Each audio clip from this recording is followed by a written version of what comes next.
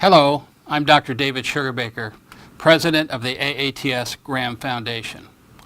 As the year is coming to a close, I'd like to extend the gratitude of the AATS Graham Foundation Board of Directors and to extend the gratitude from all the young cardiothoracic surgeons who have received support from the Graham Foundation over the last year. The Graham Foundation has seen exciting developments in three particular areas in 2016.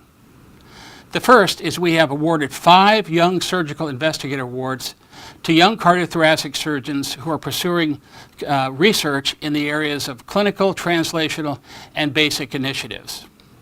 This brings the total amount of support from the Graham Foundation for young surgical investigators to well over $1 million in the last 3 years. The Graham Foundation has been privileged to expand also our Honoring Our Mentors program to include 2 new fellowships. The first was established in the honor of Dr. Denton Cooley, who mentored and trained thousands of cardiothoracic surgeons who populate the world, practicing the skills they learned from Dr. Cooley.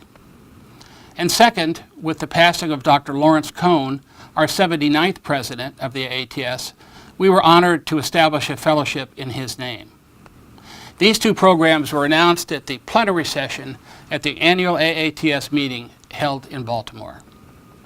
Finally, the AATS Graham Foundation has expanded its international reach in both education as well as in the clinical training of young cardiothoracic surgeons. As an example, we recently held 2 important meetings in Beijing and Shanghai.